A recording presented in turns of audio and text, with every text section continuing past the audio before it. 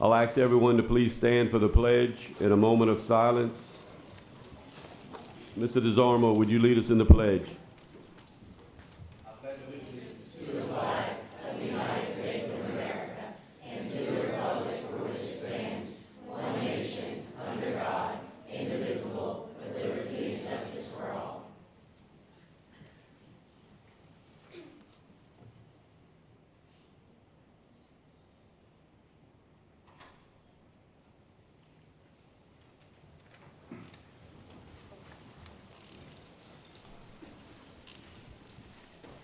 One point three is opening comments from our superintendent. I'll pass. That was quick. Go. We might get out of here in record time. Somebody keep time. Let's go.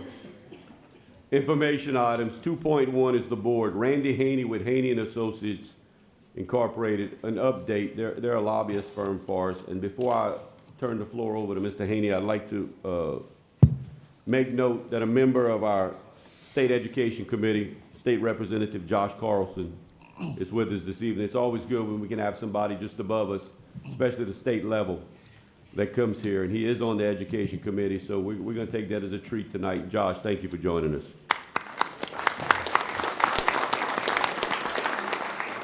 Mr. Haney, you have the floor. Thank you. We try to limit it to 3 to 4 minutes if you can, please. Yes, sir. Thank you, Mr. President. First of all, members, it's a pleasure to be here with you this evening. It's been Ryan and I's pleasure to have represented this school board for the last 3 years. And we've had a lot of issues, as y'all are well aware of, in Baton Rouge. To give y'all just the four corners, you know, we have 144 legislators, 39 in the Senate and 105 in the House. This year, we're going to go into session on March the 9th, and we're going to adjourn on June the 1st. By law, we have to put in 60 legislative days within the 85. I will share with you guys just a couple items that we've helped this school board with. And Baton Rouge asked me to thank y'all, and I know Josh will do that when he gets up. He'll say a few words for y'all's leadership and help on us being able to pass the legislation for retired teachers to come back into the system. Many of you made the hearings in Baton Rouge, and I will tell you it makes a big difference when you take your time for this Lafayette Parish School Board to be in Baton Rouge to testify. I think that legislation has helped everybody statewide, and your leadership was key on that. Another issue last year that we worked with, and we've got some ideas from this school board, was not an easy issue, was cell phones in classrooms. So I think we got a policy now that's hopefully working statewide, and we would like all of you to keep monitoring that for us in Baton Rouge. We deal with it too when we have committee hearings like this. So, I mean, all of us are glued to these phones, and we have to get people to focus on the issues in front of them. I will share with you an issue that's bubbling up right now. Josh is here, State Representative Carlson, to speak about it. If y'all remember 2 years ago, we, Lafayette Parish, had many bomb threats. You know, nowadays with iPhones, easy use of them, we had 3 threats, I think, in 3 days at one school here in the parish. It took law enforcement resources. We had to get students out of every classroom, and we need to address that statewide. So just know that Josh will touch base on it in a second, but it's an issue out there that we just can't keep ignoring in today's environment. Just a few things. No doubt last session, the key hurdles and issues that we dealt with for the school board, of course, were the MFP formula. Ryan's going to touch on that in a minute. Teachers' pay, stipends. You know, we were not able to get the pay increases annually, every year guaranteed. It's titled stipends. So 2,000 ballpark for teachers and 1,000 for support personnel is where we're at today. We're going to try to address that again this legislative session. A very difficult issue was vouchers. As y'all know, the Louisiana Gator program was put in place by the governor's team, and the legislature was asked to fund it to the tune of $94 million, and only $50 million was approved. So that list of students that wanted to fall under that scholarship has been very limited. But with that, I'm going to let Ryan go ahead and get into a few more details. Thanks, Dad. And I just want Can we ask you to just Yeah, speed I up? just wanna We have- say, we have- guys, we it's- have a lot of information items, so. to pleasure for working with you guys. I got y'all a packet with some information. I'll let Josh say hi, but he has a big bill on the ballot he wants to talk about coming up on his work in education. Absolutely. Thank you, Mr. President, members. Coming up in April, there will be a constitutional amendment on the ballot. I would love to be able, I've already chatted with a few of you, but would love to share even more information at a later date that would provide a permanent teacher pay raise at $2,250 and a support personnel pay raise at $1,125, funded by consolidating some constitutionally protected funds that are only generating a few $1 million a year for education, and thus saving and paying off about 25% of the teacher retirement system debt. So we'd like to have your support in approving that so that we can strengthen the retirement system for our teachers and free up money that would go towards that permanent teacher pay raise. And like I said, certainly appreciate the opportunity working with all of you, Haney and Associates, to move Lafayette Parish school system forward and represent them at the Capitol. So thank you for all of you do, and would love to speak with you more at a future date regarding those items. I'm sure the teachers are pleased you went longer than 3 minutes because we got that information out. Thank you. Thank you, sir. Thank you. We'll go.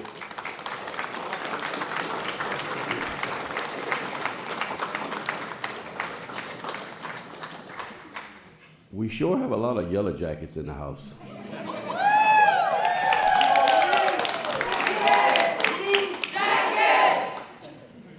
How you doing, John Charles? Got the football team, the cheerleaders, they look like the dance team. We got everybody here tonight. Lord, you could swear there was something on the agenda y'all wanted to hear about. It's a pep rally. There we go. 2.2 HVAC update from Mr. Greg Artigo with Star Services. Oh, you're up there already. Go ahead, Greg. Board President, Vice President, Superintendent, and board members, we appreciate y'all having us. We'll just play a quick videos the guys are playing up there, just some pictures we found when we started our professional service contract in July 1st. So take a look, please.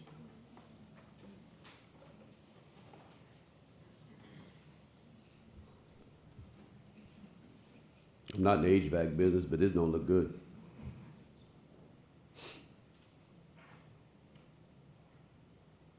So what you're saying is you had 1/4 of our schools, and July 1st you took over the whole system. These are pictures of the 3/4 of the system you didn't have. Yes, sir. Okay.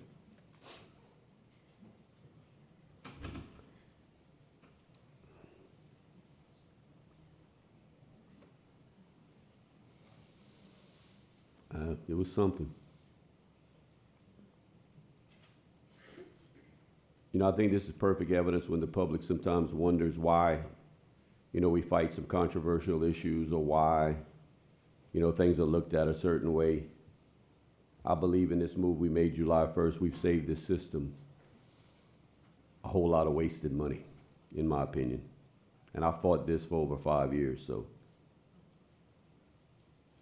Yeah, this is unacceptable. How do you have a maintenance service contract with a company, and this is what you encounter basically the day after their contract ends? And I guess if I make somebody mad by saying that, I'm glad, because you ought to be ashamed of yourself. Taking millions of dollars, and this is what you're left behind. Thank you.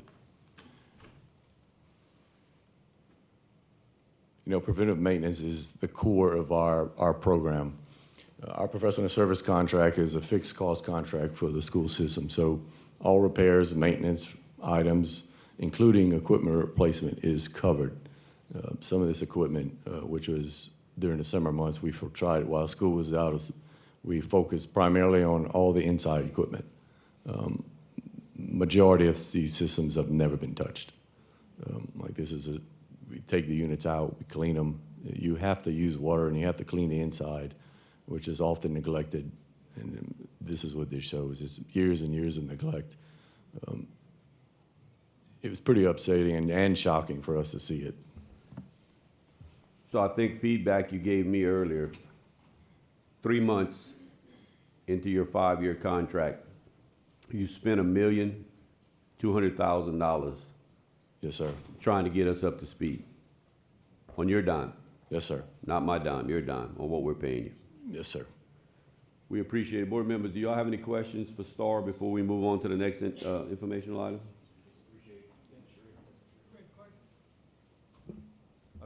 No public comment on this, sir. Mr. Edmonds?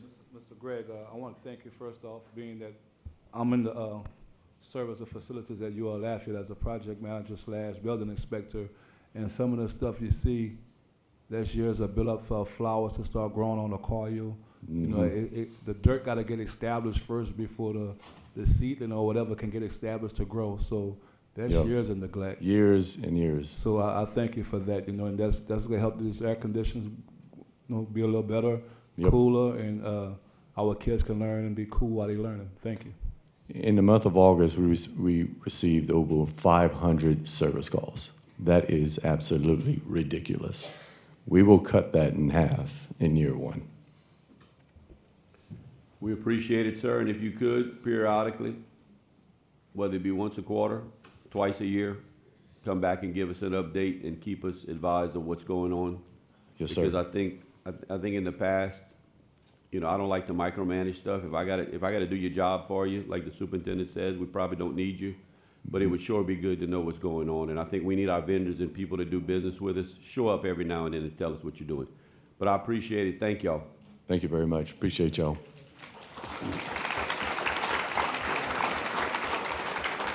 2.3 is administration recognition of attendance awareness contest winners. Ms. Gardner, Ms. Moore.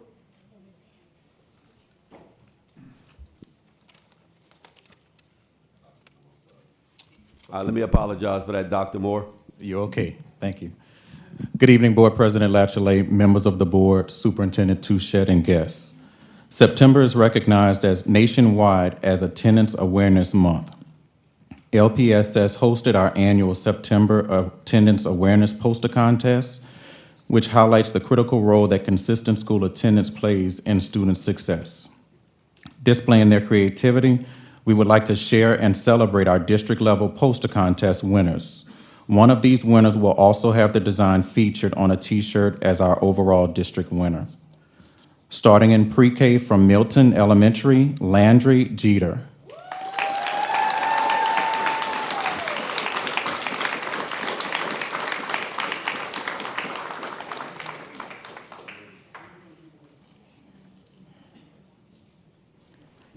Kindergarten, Jace Senegal, Dusson Elementary.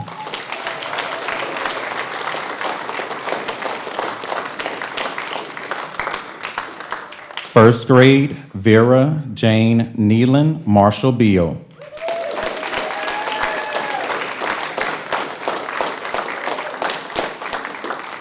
Second grade, Acadia Easterling, Myrtle Place Elementary.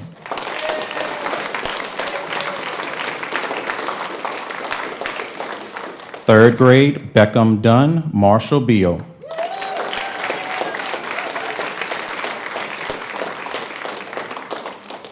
Fourth grade, Nolan Dangerfield, Milton Elementary.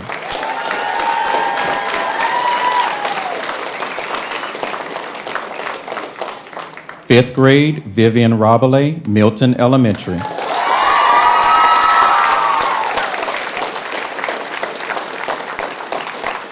Sixth grade, Henry Garcia, Acadian Middle.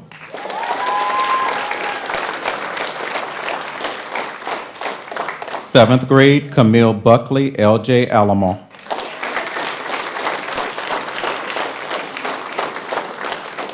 Eighth grade, Paola Alvarez, Edgar Martin Middle.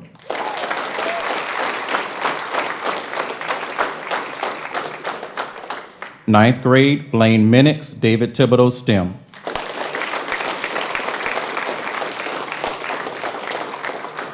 Tenth grade, Amari Bourgeois, Acadiana High.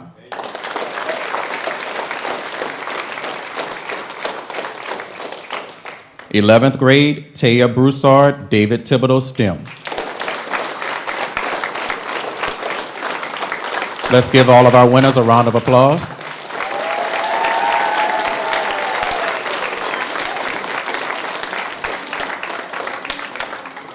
Board members and staff, please come to the front for a picture.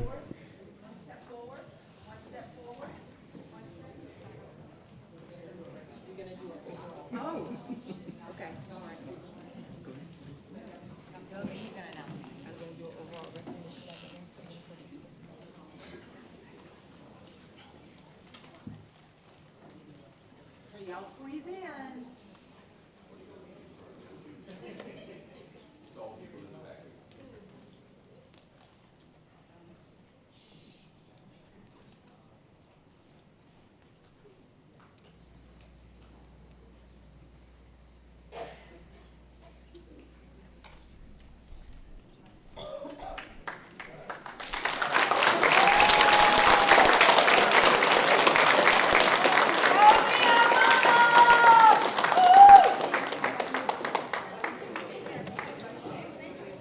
So we would like to recognize our overall winner. This person has a T-shirt with their drawing along with board members and members of staff. Taya Broussard, congratulations, you are our overall winner.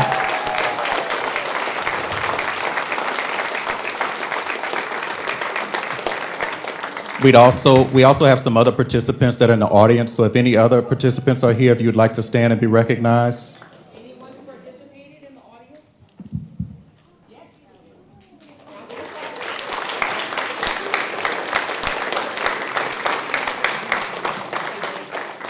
Thank you.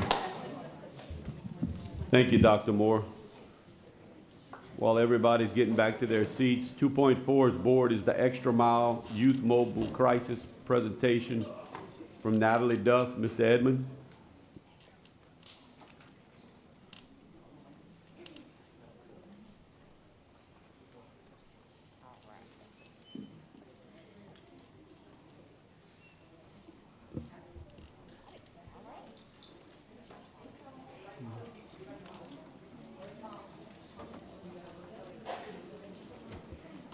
As board members and Mr. President, Mr. Superintendent, we have Ms. Natalie Duff with the Extra Mile with the Youth Crisis presentation. It's a good presentation that can be used as a free service to the LPS school system.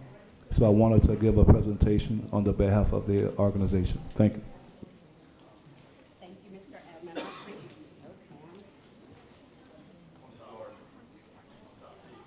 it. Thank you.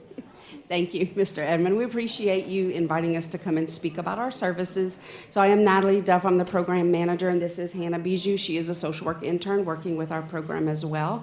And so I'm going to try to talk quick so that I'm within the 3 minutes. But our program is a 24-hour, 7-day-a-week crisis hotline for youth 20 and under.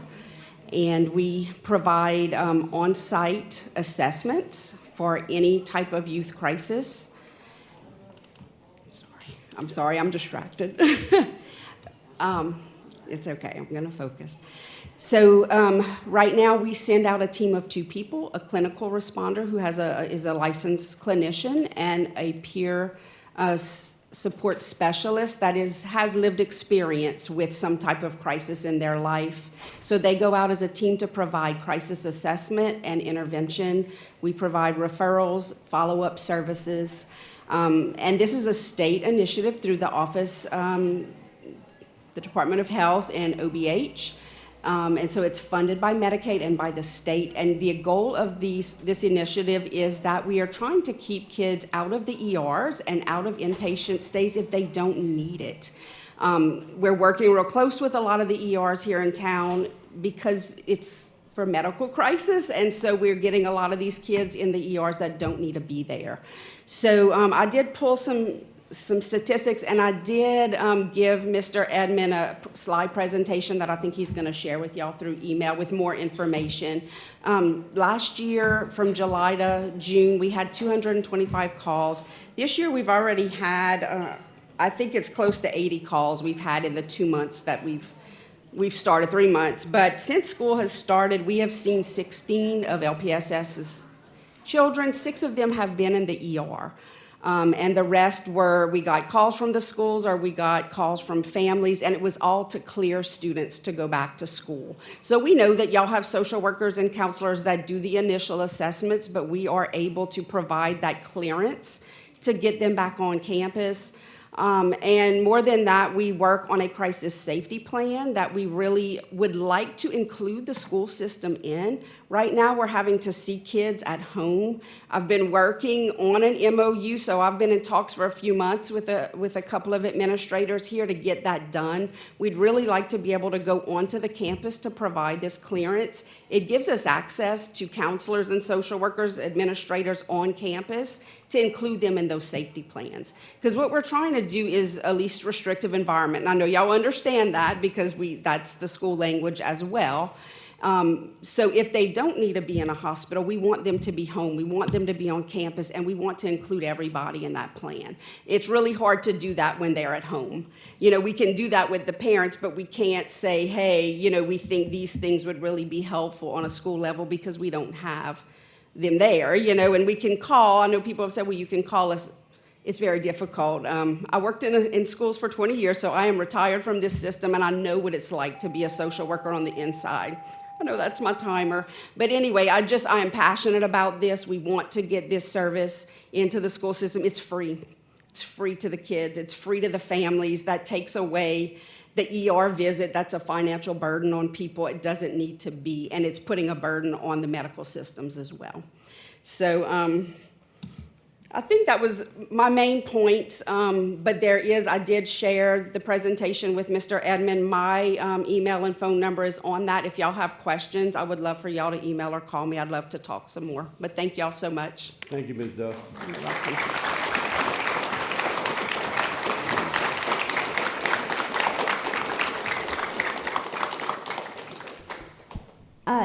The phone number is, can you repeat it for us, or can I say it out loud? The crisis number. Crisis number? Yes, it's 337. 337 362. 362 8899. 8899. Thank you so much. And a lot of these kids go to the ER and then they mandate like a 72-hour hold, and that causes more issues. So I really do appreciate you trying to do this intervention. It is a great service, so we'll make sure to share this. Thank you very much, Mr. Edmond, for bringing it to our attention. And board members, I have the presentation all in your emails. Thank you very much. 2.5 is board is 2025 recognition of LSTA Outstanding Middle School Science Teacher of the Year, Lauren Klein at Edgar Martin Middle. Mr. Bajeron? Sure, love it. Mr. Klein, can you come up here? I just want to say, like, there's three things this board usually does. We vote, we yell, and we praise. We're not going to yell at you, I promise. Oh, well, I know. I watch y'all on YouTube. Yeah. So that's how I was going to start off. You know, like, first time I met you, right? It was for open house with my daughter, and you said, yeah, your dad's YouTube famous, and she still gets a kick out of that. She really thought I was YouTube famous. But tonight we're going to make you YouTube famous, okay? I was trying to think of, like, what I would say that would resonate really well. But I was like, you know, every generation has their science guy, right? Britt probably remembers Mr. Wizard. Just a little, just had to poke you there. I watched Mr. Wizard as well, Mr. Lachele. Maybe Britt doesn't know Mr. Wizard, but we had our Carl Sagans, we had our Bill Nyes, we had our Neil deGrasse Tysons, and like you're my daughter's Bill Nye, the science guy. And I just want to let you appreciate she's found a love for science. She loves going to your class. She speaks highly of you, and I know it's just a sixth grader thing, but like it matters. Like that's what I want my daughter to have. I want her to have my Bill Nye, the science guy, and that's you. Thank you. Yeah. So thank you, congratulations on your award. I didn't vote for you. No, it was a committee of science teachers. It was not me, but I would have if it had been up to me. But Thank you very much.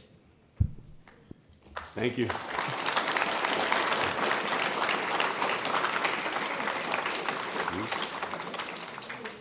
Mr. Bajeron, we had Polycarp and Buckskin Bill. I don't know nothing about any science stuff. No, actually, when I was little, color came later. Probably. 2.6 board, safety enhancement of architectural design of Lafayette High by AQ Studios Architecture, Chad Abel and Steve Domain. Mr. Bajeron, Ms. Mason, take the floor. All right, thank you.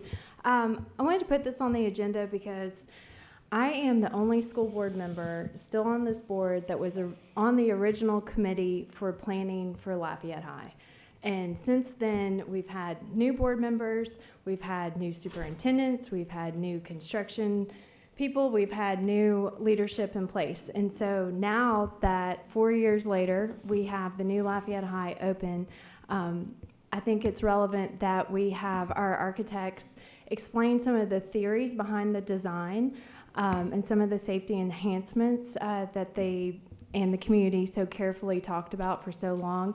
I'm not sure if people remember, but the planning for Lafayette High happened during some of the pandemic days. And I spent over 70 Zoom meetings discussing these plans. So here they are in person, Mr. Chad Abel and Mr. Stephen Domain, to explain some of the theory behind the design of how and why Lafayette High looks the way it does. Thank you. And of course, Roddy is the school board member who represents Lafayette High. So thank you. Thank you for having us this evening. And to kind of echo what you were saying, I think that it bears a lot of thanks to you guys, because not just this board, but the previous board, not just this superintendent, but the previous superintendent, we've changed lots and lots of people along the way, and the continuity of the vision has remained in place. And so today we have the culmination of that vision. So, but thank y'all for staying the course. So just a very high level overview.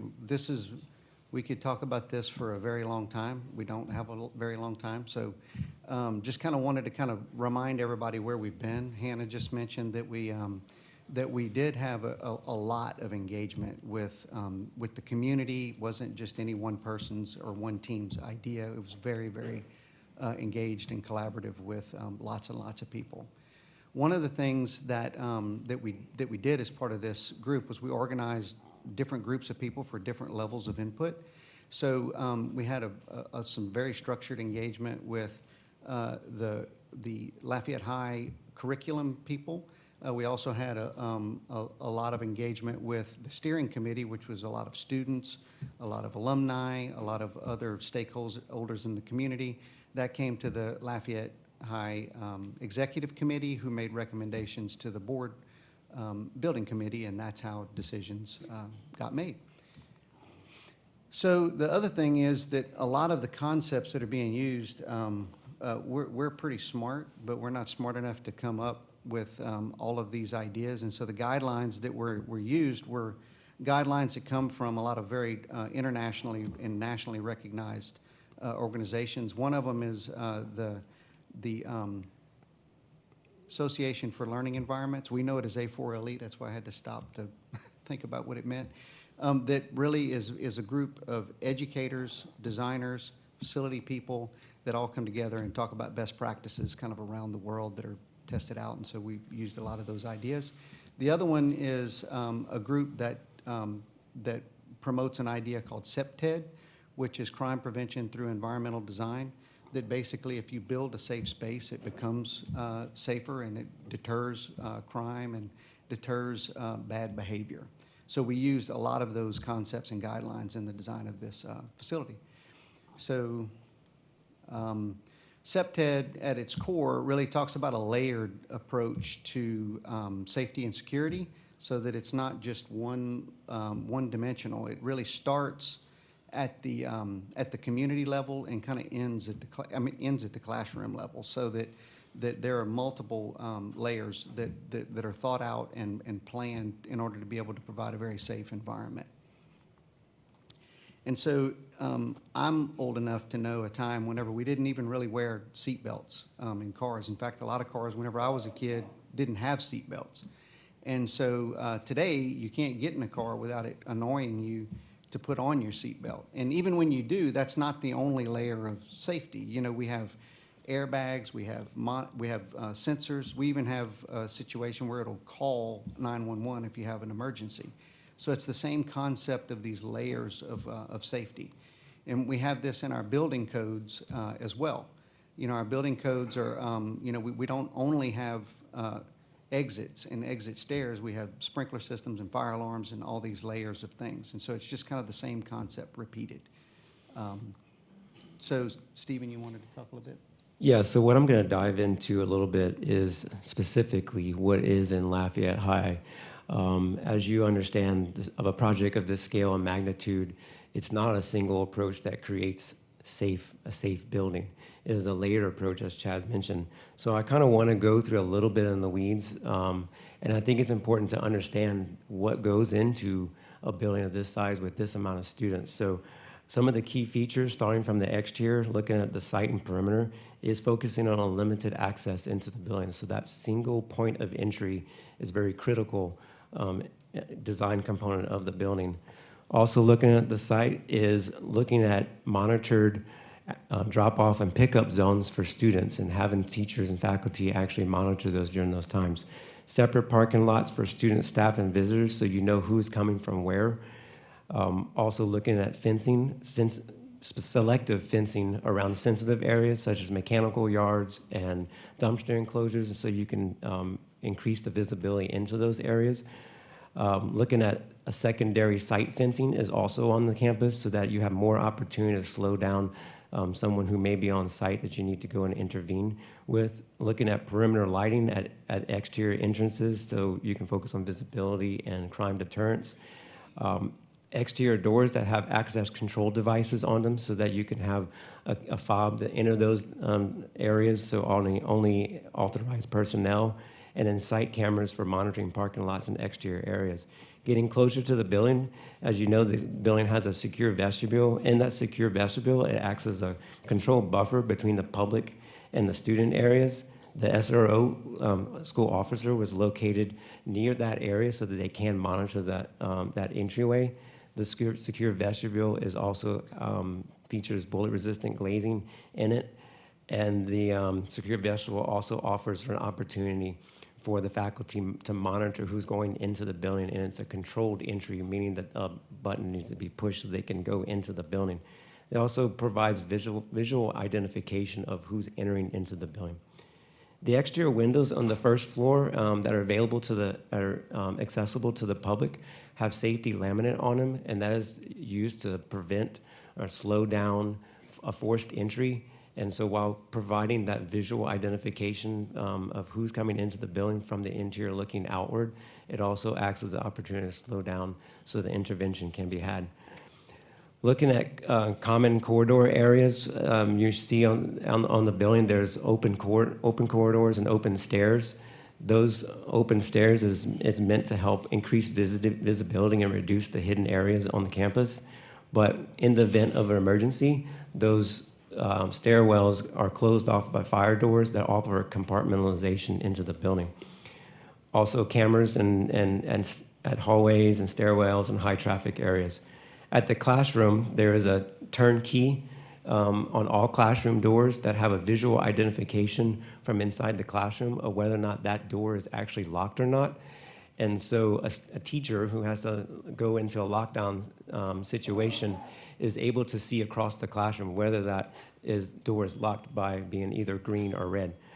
At the courtyard, we have an interior courtyard that allows students to congregate and socialize.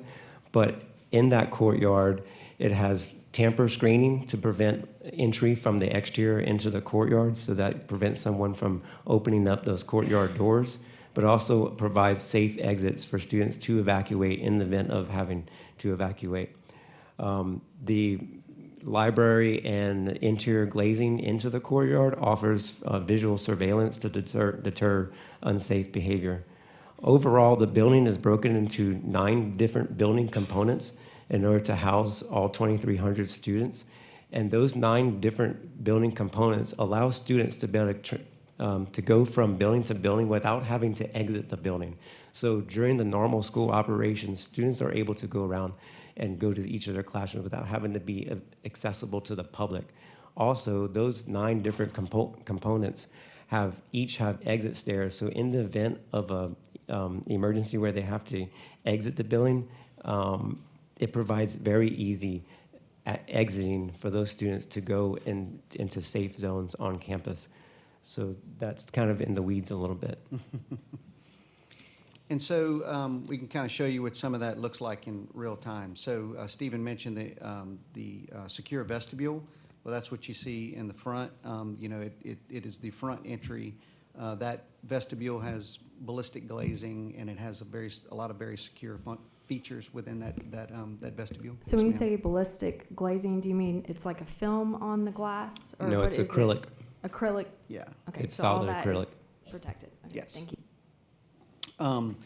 It also, Stephen mentioned, the first floor glazing is all laminated glass so that it slows down. And a big concept behind SEPTED is about providing more time to react to any issue, both internal and external. So that's what a lot of these concepts are about. So Stephen mentioned the interior courtyard. Lafayette High had a great courtyard in the past. And so we wanted to capture that idea, and we're able to recreate it in a way that was fresh and then more secure. And it also provides an outdoor classroom. A lot of the art studios exit onto that courtyard so that they can exit the school, exit the classroom, and then continue class outside. That was very intentional. And then, the library is reimagined into more of a learning commons.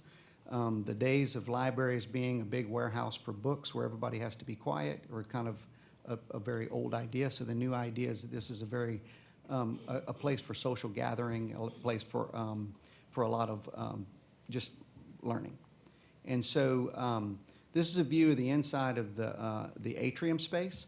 Among a number of things, number one, to the right, you see some windows. One of the features about incorporating the career and technical programs into the main body of the school was to put them front and center and to be able to be visible from this main commons area. And then the other idea, Stephen mentioned earlier about the SRO being right near the front entry. Well, right behind the banner for Lafayette High is the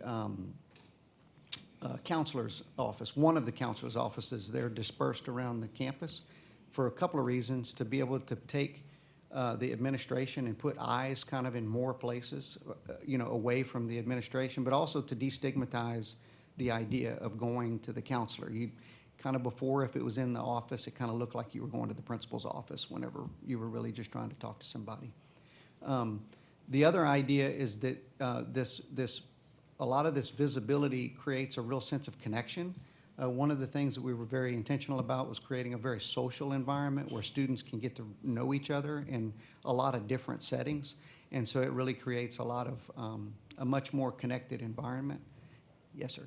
And then from this standpoint, I'm showing this one because from here, an administrator can see that one of the ideas is see and be seen, right? So the administrator can see into a ton of classrooms, so they can see behavior issues, they can look for student engagement, and then also the teachers in those classrooms have visibility out to be able to do the same thing, to be able to be alert if there was ever an issue.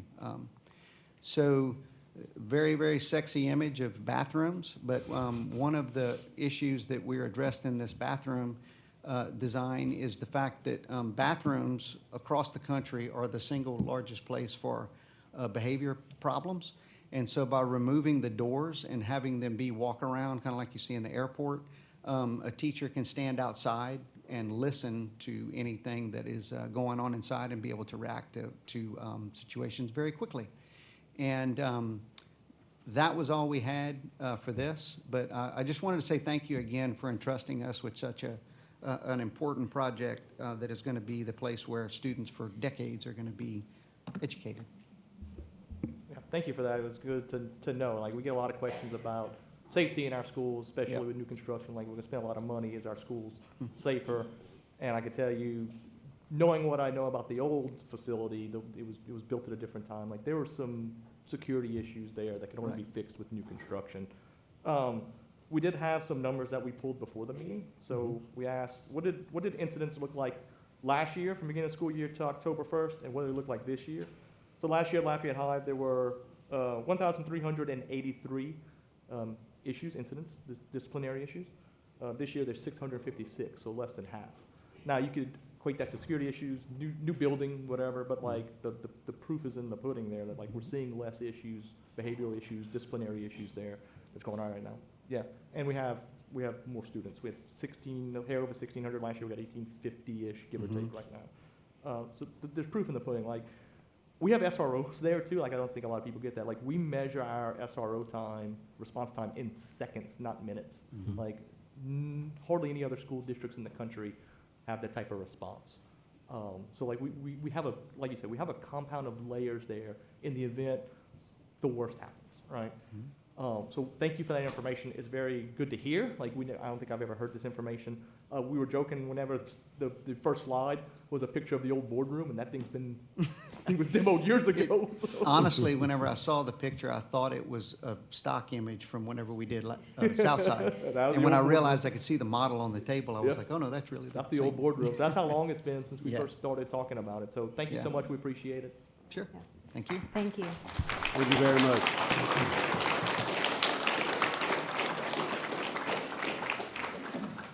Mr. Hidalgo, you have a insurance item you'd like to, information you'd like to pass out to Yeah, everyone? just briefly, Mr. President, I just wanted to say that while we have a lot of folks here, educators especially, we have a insurance committee meeting on October 15th at 2 p.m. And I wanted to make sure that the public and the staff and teachers and folks in the system were aware of it, as open enrollment is upon us. It's going to be a pretty informative meeting. I know a lot of folks can't get here at 2. However, I wanted to make sure you knew that it is live streamed on YouTube, so please watch it. If you can't watch it, it's, you know, you can find it after the fact, and there's going to be a lot of helpful information presented at that meeting. Thank you, Mr. Hidalgo. We're going to go ahead and move on to the consent agenda. Ladies and gentlemen, with the consent agenda, if any board member wants an item pulled, it can be discussed on its own, or we can vote it in globo. Public comment is for or against an item, not question and answer. If you come up to speak in globo, which means all items not pulled, please state which item you are speaking on, and then we will go to board comment. Now, remind the board, when we ask for board comment on all items not pulled, this is not an opportunity for 30 or 45 minutes of discussion on in globo items. If you want to speak in detail on an item, please pull it so that we're not, we've been advised by our attorney that we're really not supposed to do that. So we'll go ahead and get started with consent agenda. 3.1 is facilities, discussion and or action to use reallocated funds for Milton Elementary Middle new PE facility.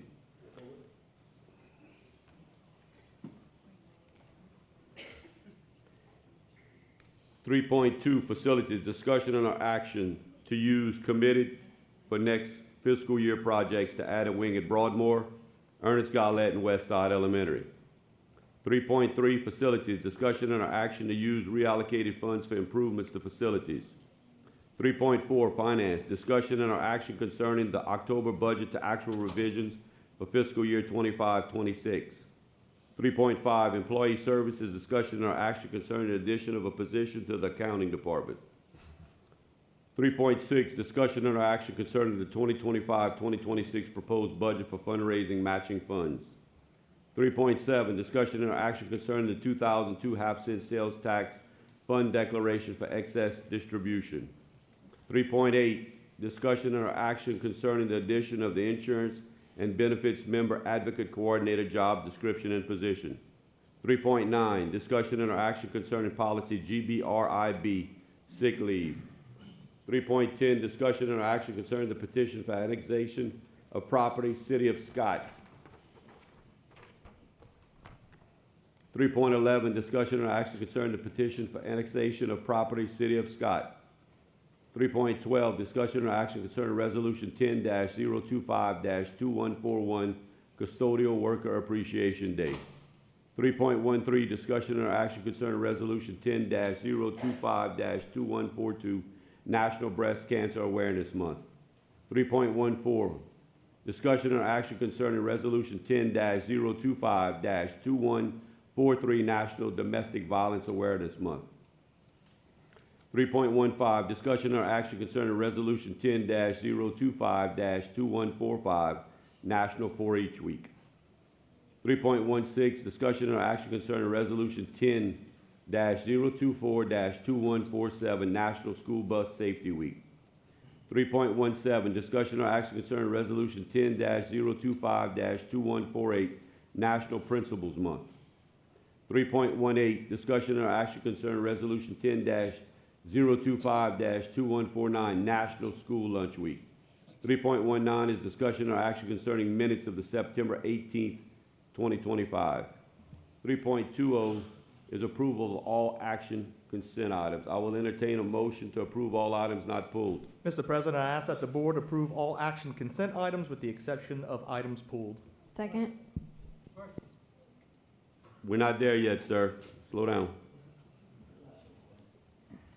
We have a motion to approve all items not pulled by Mr. Bergeron and seconded by Ms. Mason. Any public comment? Please come up, state the item.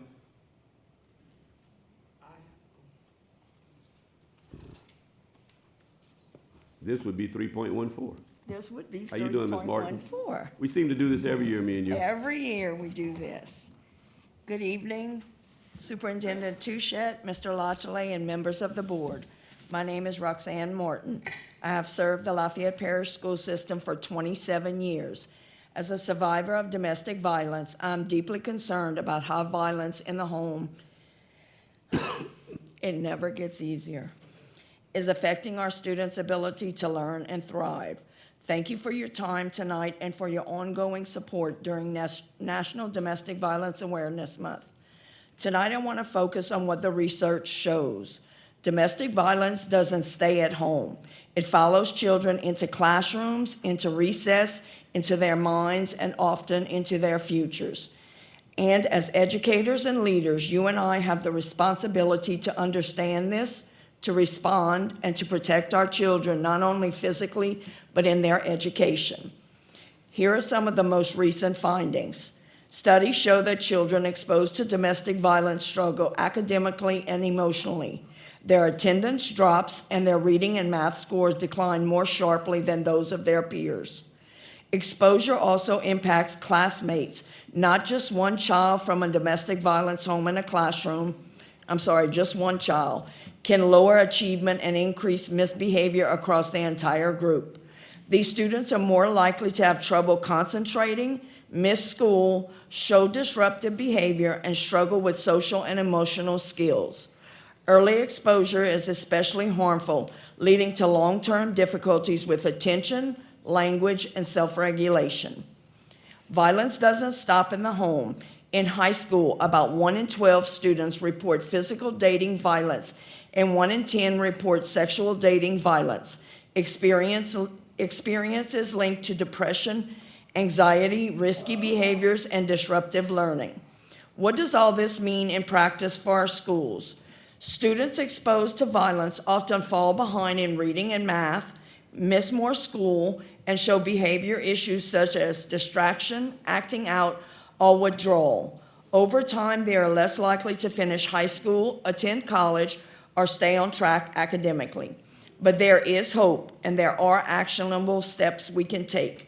We can reduce the impact of domestic violence by encouraging reporting, providing trauma-informed supports like counseling and social workers, training staff to recognize and respond to warning signs, and partnering with community agencies such as Faith House of Acadiana to ensure families have safe resources.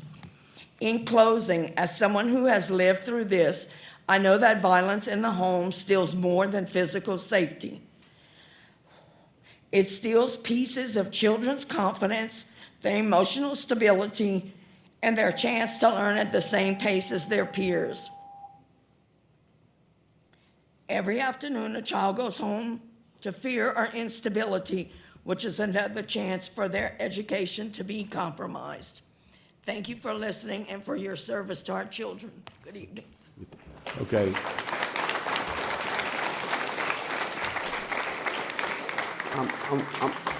I'm going to make mention, I've allowed it through most of tonight. We don't generally applaud at board meetings. So I'm going to go ahead and mention that. I'm going to try to maybe have to ask our attorney to go out of order. I don't have a clue how many people want to speak on these items not pulled. We have some students that are waiting on something that really probably have to leave.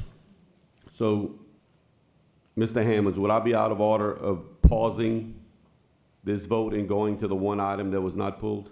No, sir, you would not be out of order. You might ask, Joe, how many other people would like to speak on items not pulled. How many people do we have in the audience that want to speak on items not pulled? 1, 2?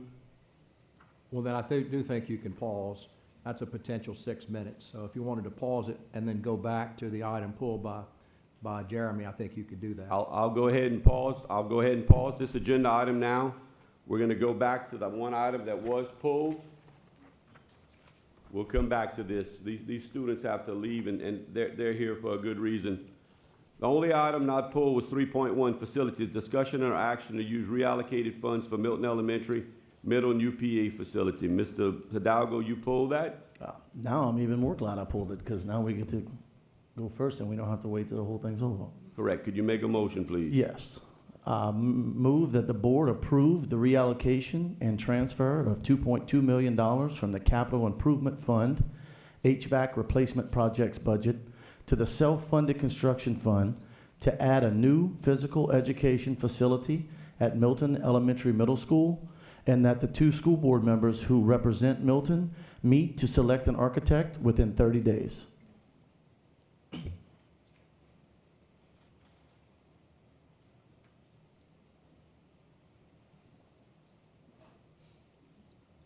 I'm not hearing a second on your amended motion there, buddy.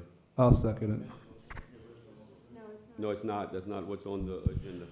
Point of order. It's the original motion. That's not the action, but it is the motion. So you seconded. Okay. We have a motion and a second by Mr. Hidalgo and Mr. Edmond. Do we have any public comment on this item? On this item, on Milton? Yes. Come on up. I'm going to let the kids go first.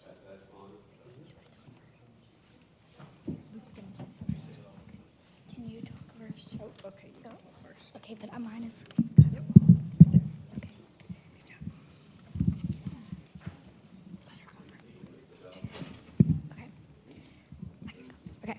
Good afternoon. My name is Ellie Gaspard, and I'm a 7th grader as well as one of the co-captains of the Milton Jazz and Jackets dance team. I'd like to thank Superintendent Touchette and the board for considering the addition of an athletic gym to the Milton campus. Adding an athletic space would have a huge impact on our school, especially on teams like ours. The Jazz and Jackets are currently ranked 4th in the state in hip-hop, and we're proud to represent Milton at that level. Right now, we practice twice a week after school in the band room, the only space on campus that's almost big enough for us. But even that comes with challenges. Because we use the band room, our incredible band director, Miss Sampe, is unable to work with her students during that time. She has such a big heart and always goes the extra mile for anyone who needs help, but twice a week we take that opportunity away. To get the space we truly need, we have to practice on weekends in the school gym, when it's available, or rent time at a dance studio. That's not only difficult, but expensive. The mission of the Jazz and Jackets is to build self-discipline and self-worth both on and off the dance floor. In our first full year, we've already accomplished so much. Our goal is to represent not just Milton, but all of Lafayette Parish as the top middle school dance team in the state. Thank you for your time and consideration. Thank you. Next. It's already. Thank you, board members and Superintendent Touchette for promising the attended gym at Milton. I'm here to speak in favor at the proposal. My name is Luke Bowen and I'm in 4th grade at Milton. Last year, I went to Miss Guillory about adding a gym to the playground for elementary. I wanted the gym so we had a place to go for PE when it rains instead of staying in our classroom. I have a vision of putting it on the dog leg and even got the measurement reel from the PE department to measure and draw out my plans. I presented my drawings and measurements to Miss Guillory, and she told me it would be too expensive at the time. I was so surprised when she showed me the new plans for the new gym. I know this would be great for all our students, and Even though I would be in middle school by the time it's built, I know it will be great for all our other kids, including my sister who's currently in 2nd grade. Thank you for your time. Thank you, sir.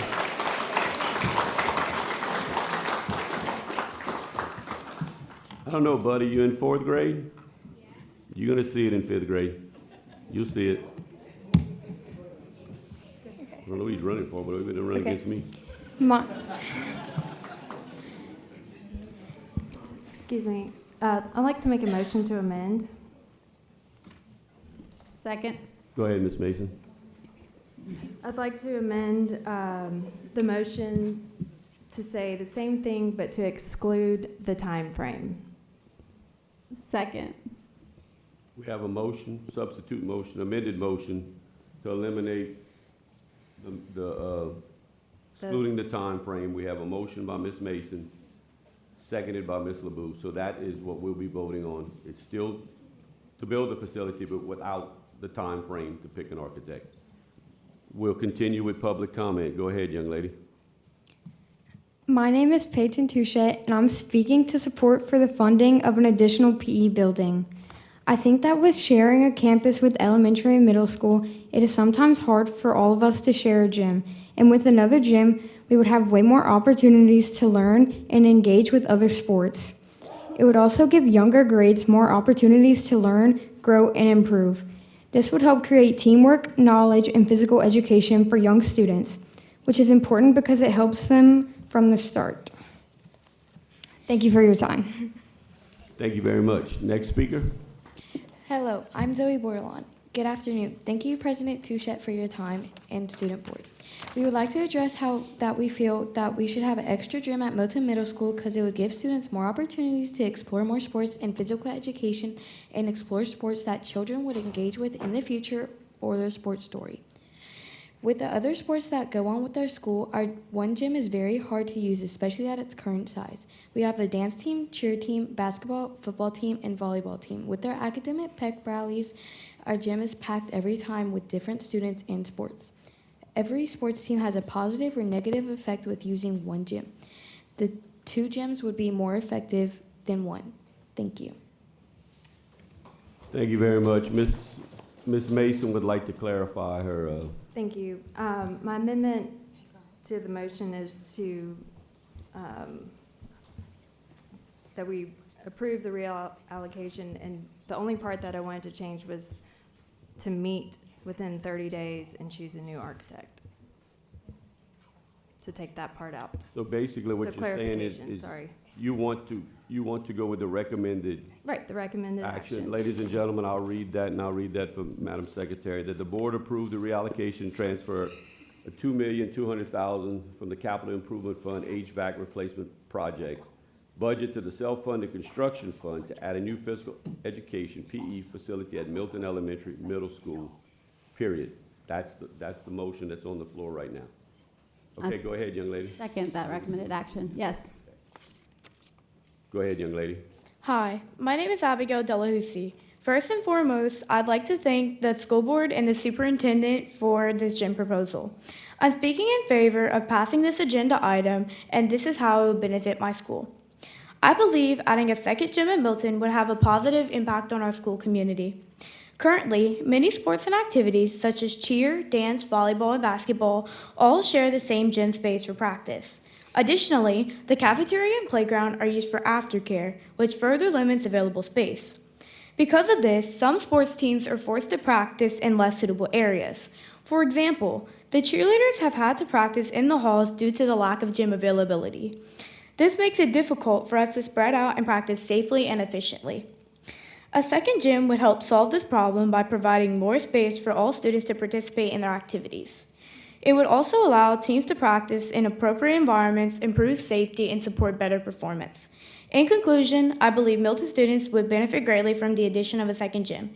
Thank you for your consideration. You want to speak, Coach Mitchell? Yes, I would like to. I walked straight into exactly what I hoped to walk into. And I just told the girls something that they heard and y'all didn't. guys, moving forward, we have to do this. There is no more looking back. Our past is written. It's in the history book, and nobody will ever be able to erase it. But it's their time now. And I hope that all of us want to remember what we did to help the children. They are asking us for something, and we hold the decision to call the shot, to make the decision to provide them and the rest what they want. But since we're talking about this, then guys, this is not difficult. They have my backing 100%, all my tax money to Milton for everything they want. Thank you. Go ahead, sir. Go ahead. You're good. You can talk with it like that. Good afternoon, Wayne Colvin. I addressed the board meetings several years ago, and one of the points I had made then, I said, and several of you weren't on the board then, maybe Ms. Mason remembers, is to have a reference manual of all the schools such that you know what the school is, when it was constructed, major renovations to it, and all this other data, population and everything, such that you can make these decisions. What I'm looking for is transparency. And I want to say kudos to all these students and these Yellow Jackets from Milton for speaking up about it. And the point I'm making is that I want to hear that discussion coming from y'all about when this thing was done. Major renovations were made to Milton several years ago. You ought to be telling the public, okay, we spent $2 million, $3 million, whatever it was. We just didn't do the PE. We just didn't do the gym. So that's the kind of thing the details that you ought to be providing, because that's important for us, and the transparency that y'all can demonstrate to us, that all of you that aren't familiar with that school know what's going on, because there'll be other schools outside that. And I'm interested in it because it's the tax dollars from across the city and the parish that support all this work here. And you always asking for taxes. We got a big one coming up. You've got to be telling these people what happened there. You know, why are we doing it? So that's the kind of information I want to see from this thing. What was done, you know, and why was the PE not done? Was the gym adequate? You know, and what are we going to do and how much it's going to cost? It sounds like we already have plans. I kind of heard some snickering that, well, we already have some plans. Well, what are those then? You know, so come forward with all that data. Don't be hiding behind it. Because some of this data, like I said, these reference points are going to relate to these other projects that we got coming up by Dr. Rabelais, and what he's going to bring on some of these things, same data. You know, what have we done with these schools and some other related data that are associated with it? That's what I'm looking for, is that transparency.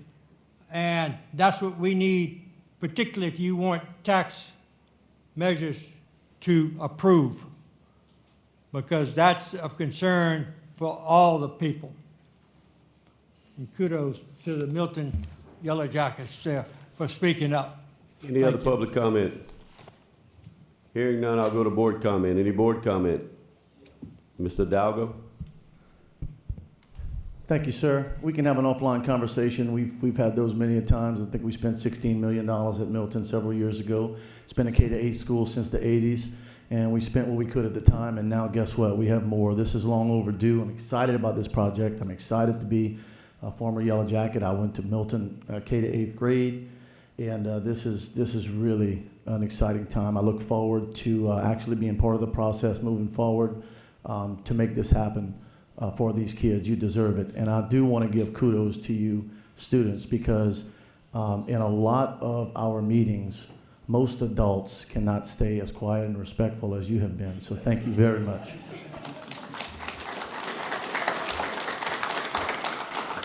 Ms. Mason? I'm so excited to hopefully prove. Wait, sorry. Looks like the football team has a battle Good luck tonight. tonight, Coach guys. Charles, Good luck. Go Good. Jackets. As long as you're not playing Judy's, good luck. So I'm so excited to approve this tonight. I've represented Milton since 2019, and it has just improved more and more each year. And thank you to excellent principal here, Ms. Guillory. Thank you so much for your leadership. Any other board comment before I go? Yeah, Ms. LeBou? I just want to tell Mr. Colvin that if you go to our district optimization plan online, you can see every school, how much we've invested in each school, the population, the growth, the 10-year investment amount. So you can see the original year of construction. All of that is visible, very transparent on here. That's why we put all that information out, and it's online for you to view every single school. I think we have 46 schools on there, so you can look at each one. Also wanted to say, in making our motion, the process is already in place. So that extra 30 days is actually going to be 30 more days that we don't need. So that's why we wanted to go ahead and make that amended motion and move forward. So we're very excited for y'all, and hopefully it'll get there even 30 days sooner. Thanks. Any other board comment before I go to the vote? No, I was going to echo what Kate said, because I actually pulled up the optimization plan, and it has all the details included in there, Mr. Wayne. I can send it to you in an email, because I think I have your email address. You have sent me emails before about transparency and numbers, so I can send it to you. And the only other comment I want to make was I always like to thank the students who come to talk, because you wouldn't have caught me dead talking in front of a group of people when I was your age. It takes a lot of guts to come up here and speak your mind, so we appreciate you. Thank you for coming. I hope you get a new gym tonight. Ms. Guillory, can you send a couple of students up to help me out? I need some help on this. Some of y'all spoke way better than I. Oh yeah, the cheerleader's got to come up. She spoke. My God. You might be board president one day. Somebody get on the microphone. No, yeah, come on up. Y'all can take my chair. Come on up. Yeah, come on up. Come on up. Come on, buddy. I'm telling you. Sit down.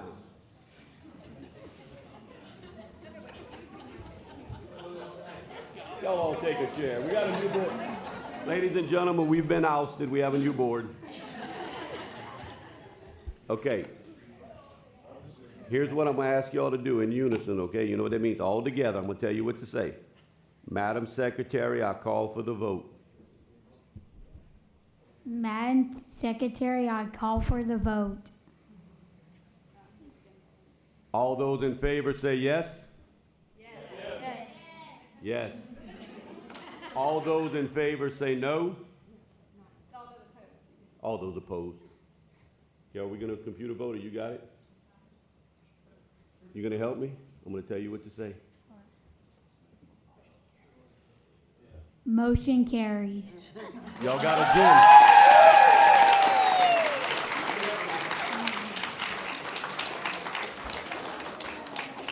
Yes, you were. You know, ladies and gentlemen, this is the fun part of sitting up here, is when you can,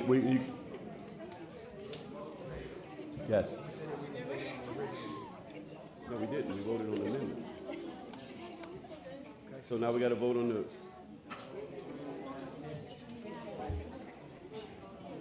How much could we muddy one simple little thing? Okay, ladies and gentlemen, I got to call for the vote on the. What am I calling for the vote on? On the original. On the original.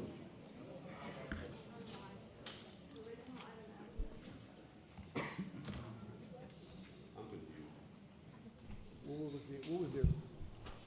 We voted on the amendment, Mr. President, and so the amendment passed. Now we have to vote on the motion as amended. So just simply call for the vote. Madam Secretary, I'll call for the vote. All those in favor say yes? Yes. Yes. All those opposed? Motion carries. This was confusing. All we doing is building a PE room. Congratulations, y'all deserve it. We don't know what we're building. Okay, ladies and gentlemen, we don't have many people left. Okay, we'll go back to the all items not pulled. We were in public comment. Any public comment back on the items not pulled, which was every item but 3.1 that we just voted on? That's 3.2 all the way down. Is there any public comment on any items not pulled? Come on up. No, sir. The one's not pulled. We just jumped ship so that we could get these students out. They had to get to a football game. Okay. All right. Please state which item you're speaking on, for All or right, against. let's see here.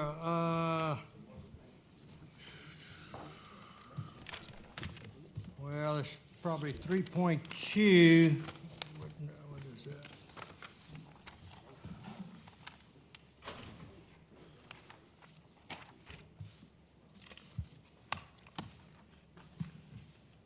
Your time's Yeah, running, sir. 3.2, the portable classroom replacements there. Okay, the thing there is the optimization plan y'all mentioned I could go see. Does it have population data? Does it have trend data of the last 3 years? How about the future data? It has that? Has that? Okay, so it has that. Now, does it have the number of people that, like the number of kids people are having, which is supposedly decreasing worldwide, statewide, nationwide, and that sort of data that may affect future student populations, and how is that data filtered in such that, you know, if the elementary schools or the 3 and the 4-year-olds are decreasing such that 6 years down the road, when they're 9 and 10 years old, there'll be less students in the classroom, and how is that being factored in there? And where's that data?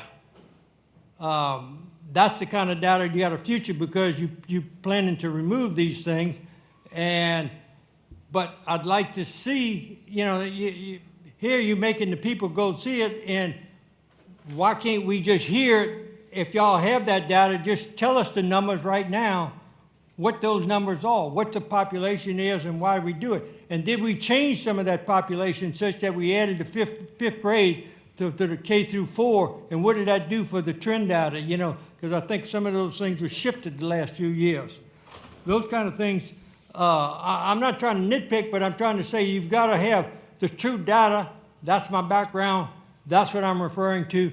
This is what you ought to be telling the people, because that's of concern to me and a lot of other people, because you don't want to say, oh, well, we're going to build these buildings, and then 5 years from now, you find out, wait, we've got extra classrooms that we don't have students for. You know, this is a waste of time. So where is that data that's being given to y'all or to share with us? That's what I want to see. And that's what I'd like to hear being discussed. 45 seconds left, sir. Thank you.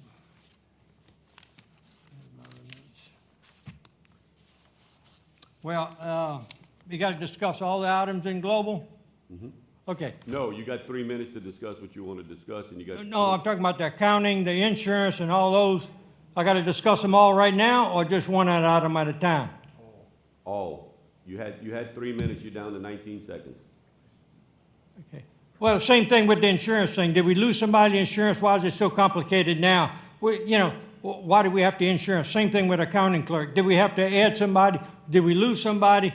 Tell us that. Just don't say, well, we're going to add somebody step 5, and how much is that going to cost? What is that going to hit the budget? Give us the dollars. Thank you, sir. Any other public comment before we go to board comment? Come on up, Coach Mitchell.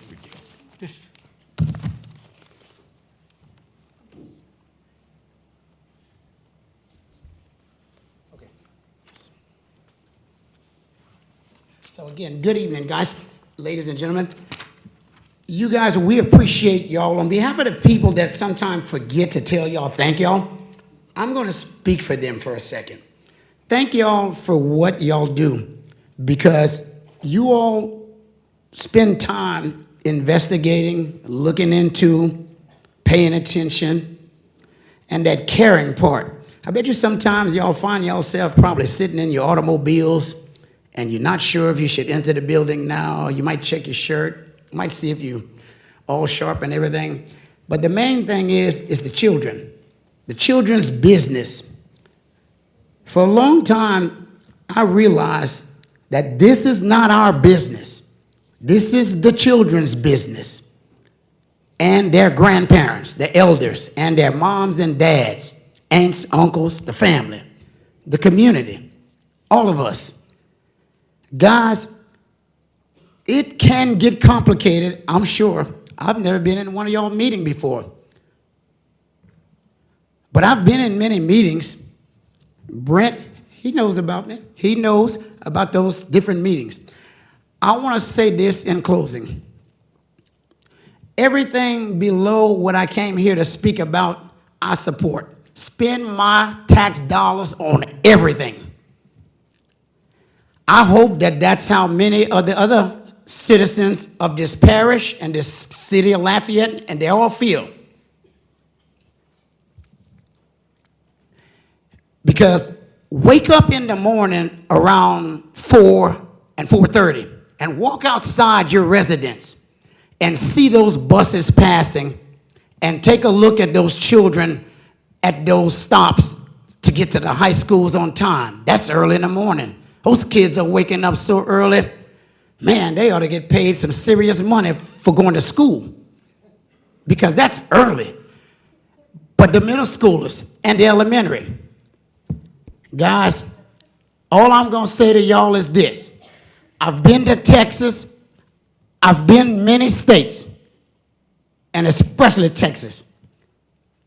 They spend money on their children, and they don't even flinch.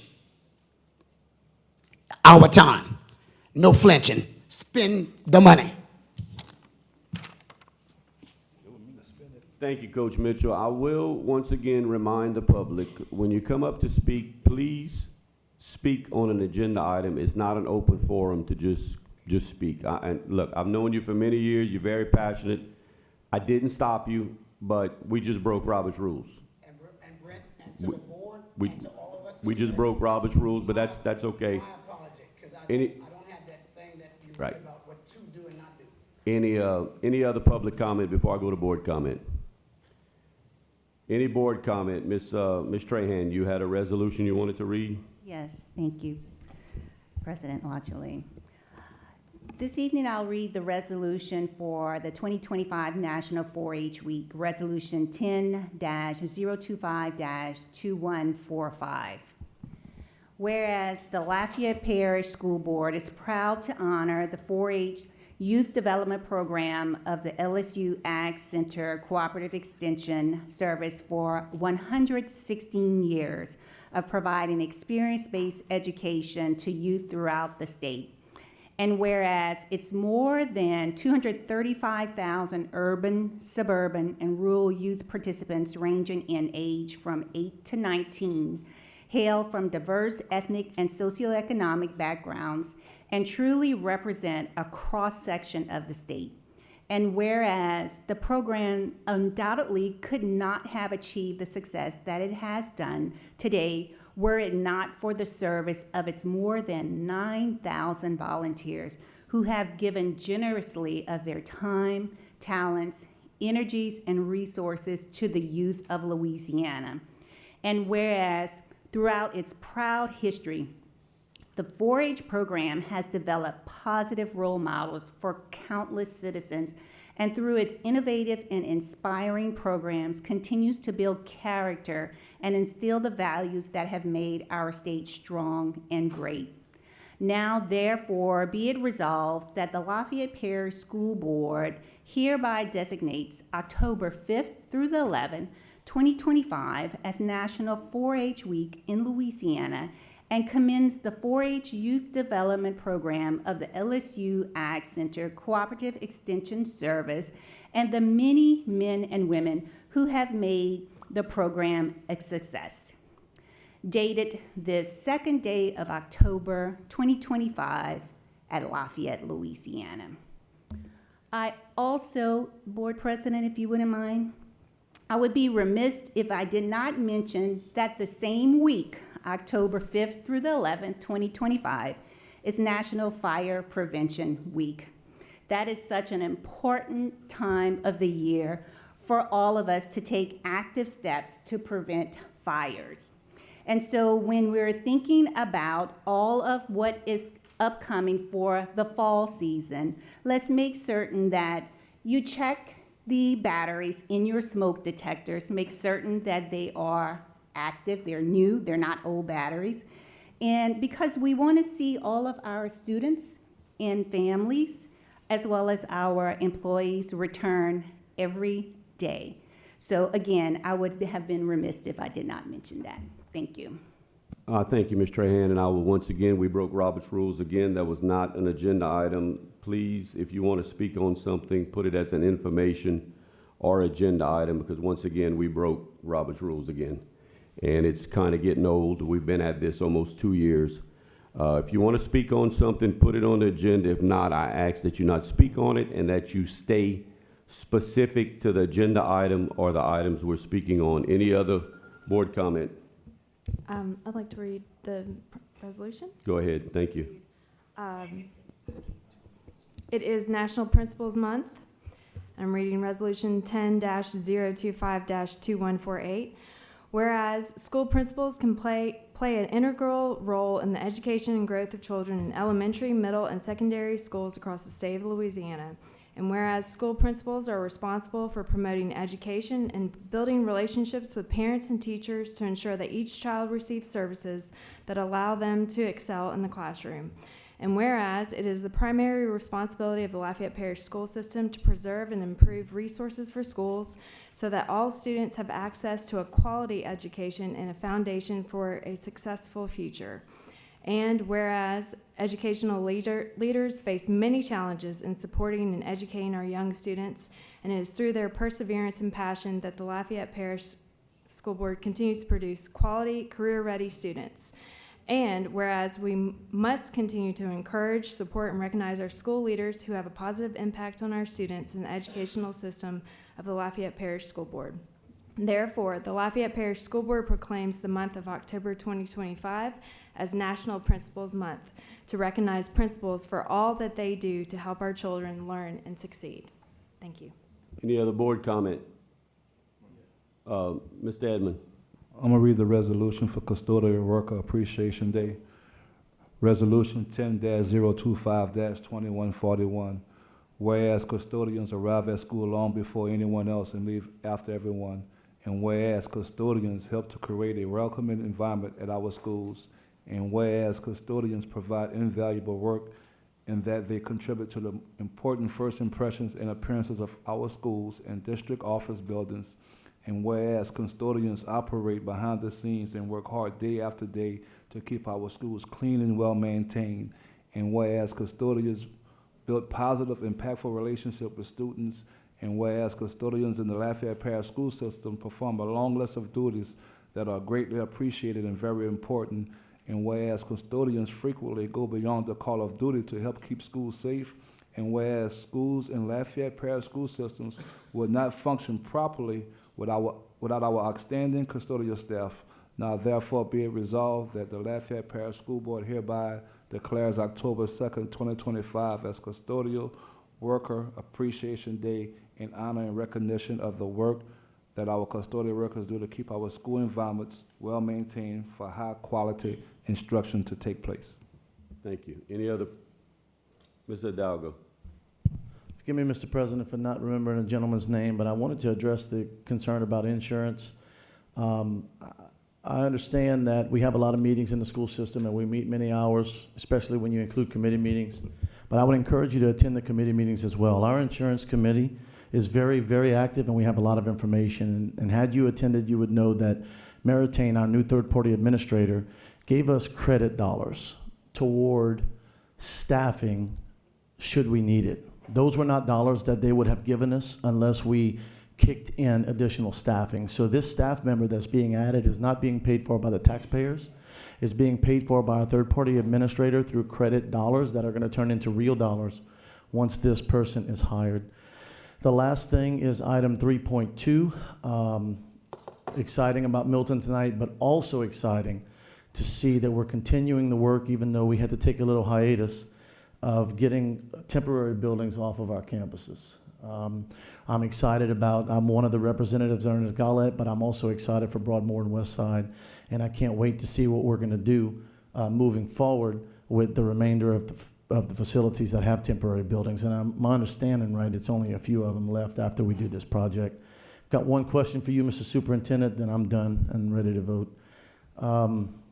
I failed to ask this on the Milton project, so we can talk about this offline, but while we're on this agenda item, can you tell me what the recommendation is on this particular item from the Facilities Committee and from the Finance Committee?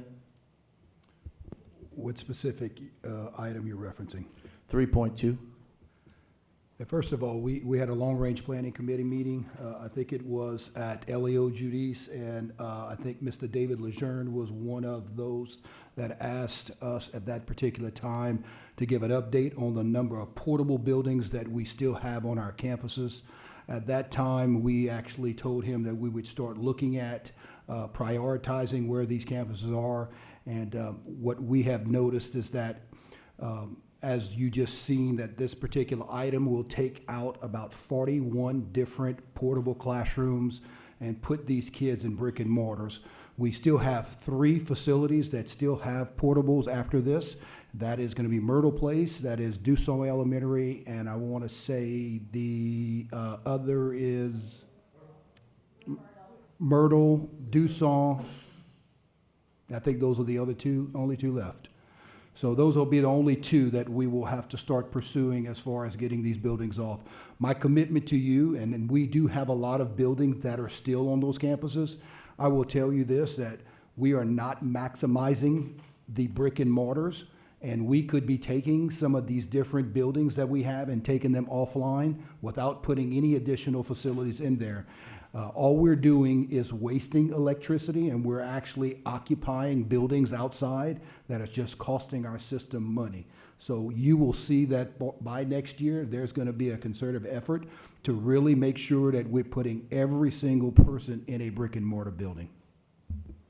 Thank you, Mr. Superintendent. Any other board comment before I go to the vote? Okay, before we go to the vote, Mr. Lejeune could not make this meeting tonight. He was and is out of town. This has been planned for over a year. But I know he will be pleased with West Side being on this. Madam Secretary, Wait, you didn't, I did this, but then you started talking. Okay, I'm sorry, go ahead. I just want to say a few things. So A, on 3.2, Broadmoor, right? Like, I got 11 portable buildings there, like the superintendent said. I'd like to see them replaced. To Mr. Wayne's point, the data. So in 2018, there were 633 students there. There's 734 today. Typical spend for an elementary school average is $16,210 in investment per pupil, right? Broadmoor in the past has got 10,636. So Broadmoor has had least investment in the district average by type.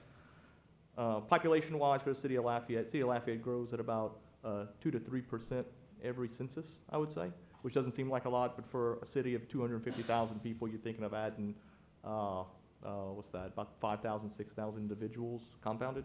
So, well, we got some numbers here too, yeah.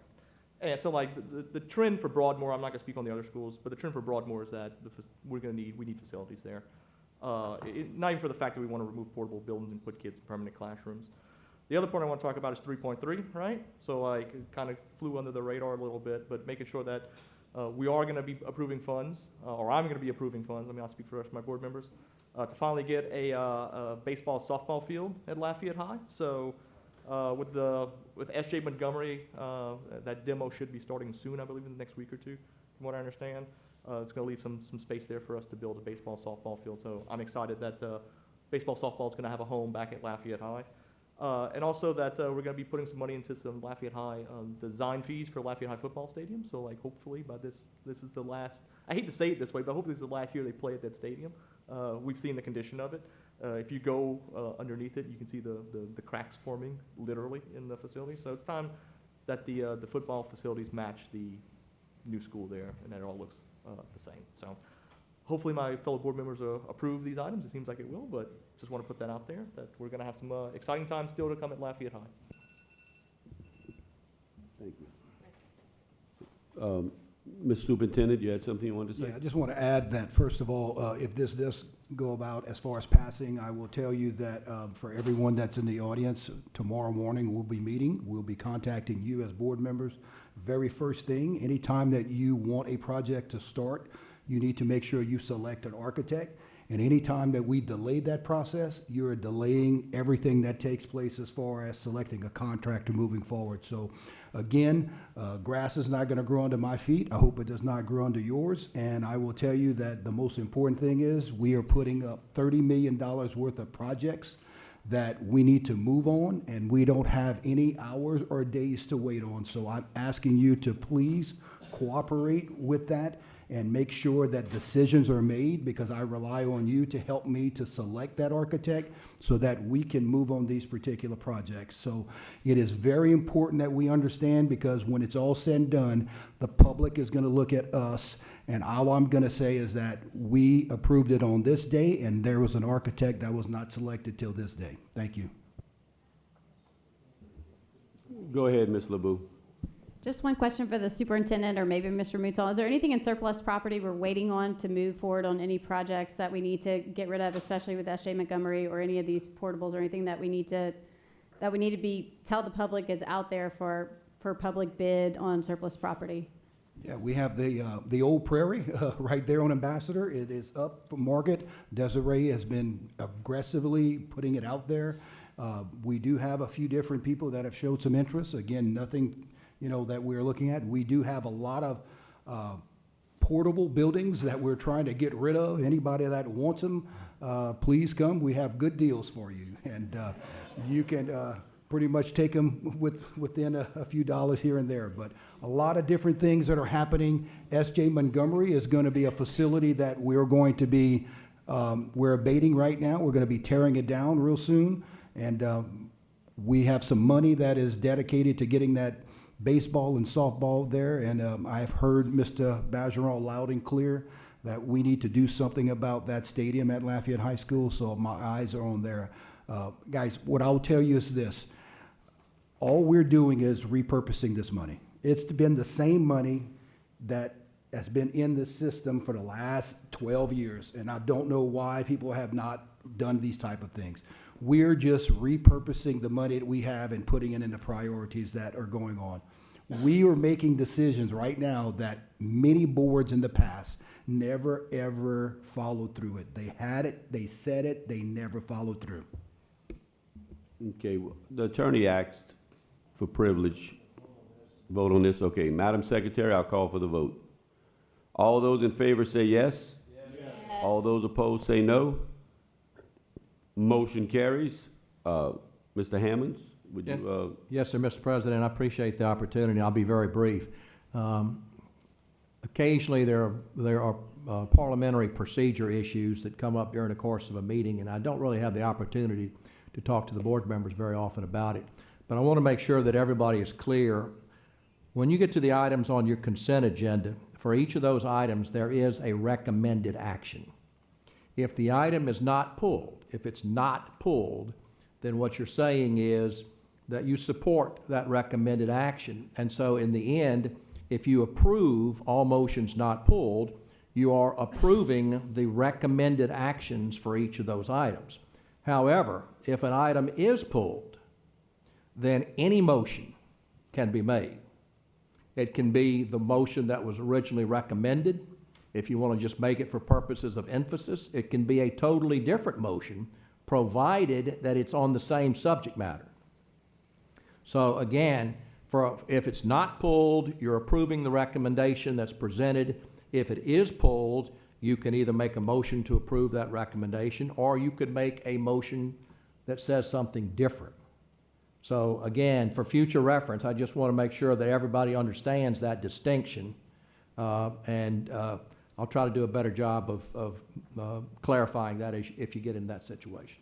Can you also speak on what I spoke on earlier of sticking to the agenda, speaking on the items, and if you want to speak on something, add it to the agenda or either before or during the meeting, because a lot of times board comment goes totally off the agenda item or anything we're speaking about. Can you just kind of?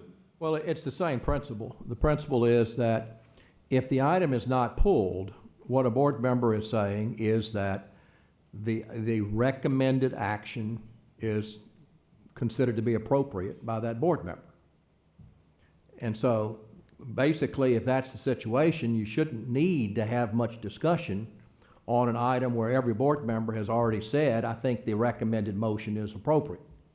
And so for that, I assume, Mr. President, that's what you're talking about, because I've been, I come to all your meetings, and I do know that from time to time, the board members get into lengthy discussions about items that have not been pulled and for which there is no opposition. And usually after a 15-minute discussion, it passes unanimously anyway, which is because it would have been pulled if it wasn't unanimous to start with.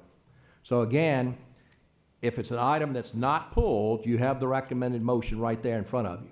And by approving the consent item, you're approving that motion. If it is pulled, then you can make any motion that's germane to that topic. Thank you, Mr. Hammonds. This meeting is adjourned.